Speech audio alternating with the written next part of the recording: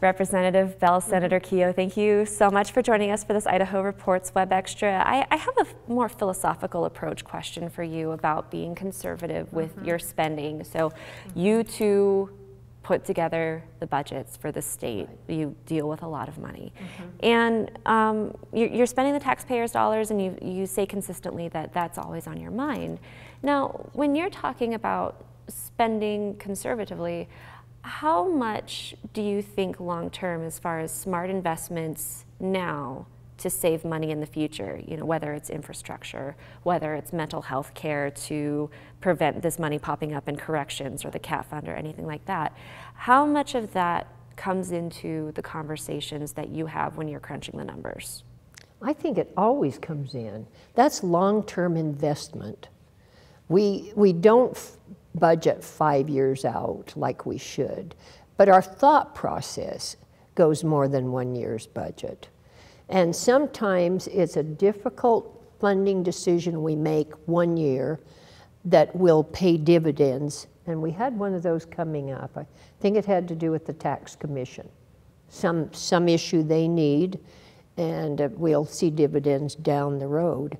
And that's a difficult thing to do because the cost is up front, and maybe we won't be here to see the dividends, but it's the right way to budget.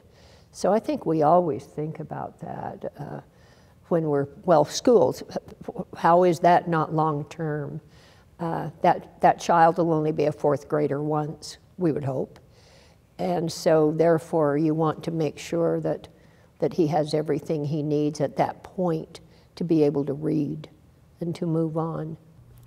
Now, you say that this is always a part of the conversation, but you haven't always in recent years been able to do that.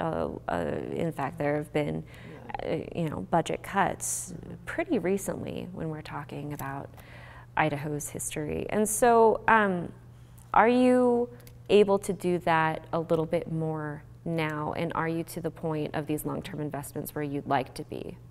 Well, you know, I think we do look long-term. When you look at things like the Idaho Reading Initiative, the shared goal of trying to make certain that third graders can read at grade level at that period in time, which sets them up much more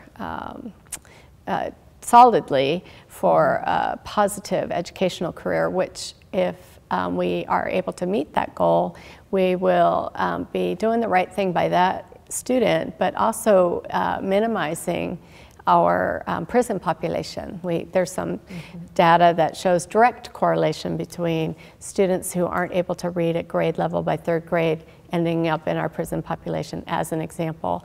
Our justice reform efforts are showing that when we invest up front, we will reduce our costs and do the right thing by people in our corrections system if we are forward thinking in that way. So I think a fiscally conservative approach is you're investing in things that will save you money and be the right thing to do in the long term. But you're right, there are things that we have failed. We've done what we could in long-term investment, but there are some planning pieces. The infrastructure comes to my mind again. We have a university that's as old as statehood, and there is a tremendous backlog on our universities of places that we have not fixed those, repaired, and been able to do that, and just holding together, doing something else. So there are systems, as I said, and there are those packages of repairs and replacements that we've not done, and they kind of take a background to the personal factor, to the reading, and to keeping the prison doors closed, and of course, like, look how long it took us to get to doing something with those who were mentally ill, the behavioral health. We've been a long time chaining people to a hospital bed or putting them in jail. And the success that's happening in Idaho Falls is just tremendous. And it will pay off. And so now we need 7 of those. So we have 2, we hope for 1 this year. And so that's long-range planning that it appears that we can do. And that will pay off, I think, down the road. But you are right. Sometimes those things are on the back burner. How do you get them off the back burner, especially when you have election cycles once every 2 years, you have turnover in the legislature with new folks coming in who may or may not understand the budget process? How do you get people to take a more holistic look at these problems and say corrections isn't just corrections, it's tied to education, it's tied to mental health, it's tied to all of these programs? How do you have that conversation with your 103 colleagues who are all from different states and different political ideologies? Well, we don't come by it naturally. We count on our agency heads, the Dick Armstrongs and the head of the corrections, for those people to bring us ideas that, look, we've been doing this way for a long time. This is not working. We think this would work. And then we're in a position many times to fund them, but then you're right, when you get on the floor to sell it, sometimes then that's where you run into an issue, because we've had so many hours in here getting all the details, and then we stand up with the budget and the details and the people's faces are gone and it's just numbers. And you're right, it is difficult. You have to have a lot of faith in the committee system. Do you have faith in the committee system? I do. I have faith in the committee system because I know how hard my committee works. And I tell myself that when I hear something come out of another committee. And you know, you call somebody and say, what did you hear on this? And then vote your conscience. So I would hope that, and most of the legislators are thoughtful in that respect. You know, and I think it's important, our legislature can turn over every 2 years, as we all know. Yeah. All 105 seats are up for election every 2 years, but remarkably, the turnover rates are around 20–25%. And so the legislators are returning and being returned by their electorate, and that provides some institutional knowledge on some of these issues. And it seemed, I've been here long enough now to understand that the longer you're here, the more you understand it's your responsibility to reach out to those new legislators and pass that institutional knowledge along. Plus, we have some great staff here at the legislature, and their longevity is remarkable. When you look at the number of our staff, our legislative staff that have been with us as long as they have, and they can help the new legislators in particular understand that some of these issues, they were with us before statehood, and they'll continue to be on here, be here long after we're gone. But I think that the way the system works does allow for that transfer of knowledge and that learning for the next generation. Now one last question, I'm just kind of curious about this.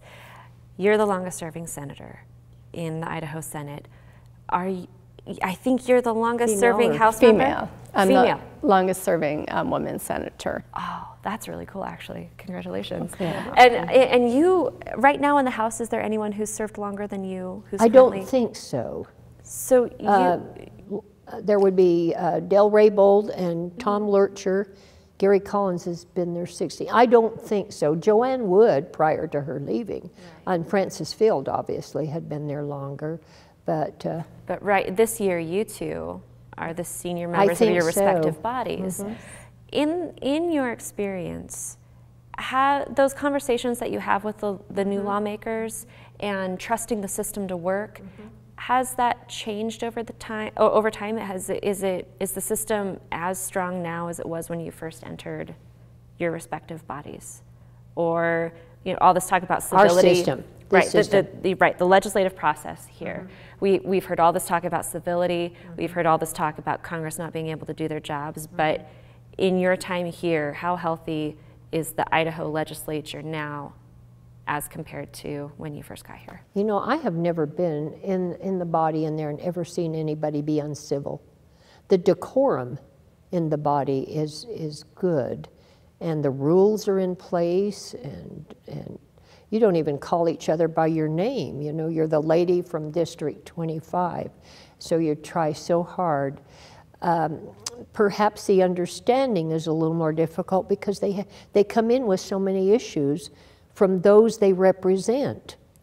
And they're very aware of what they're supposed to do and take care of there. And a lot of times they don't have time to wonder just exactly how deep we go to make sure we know what we're doing.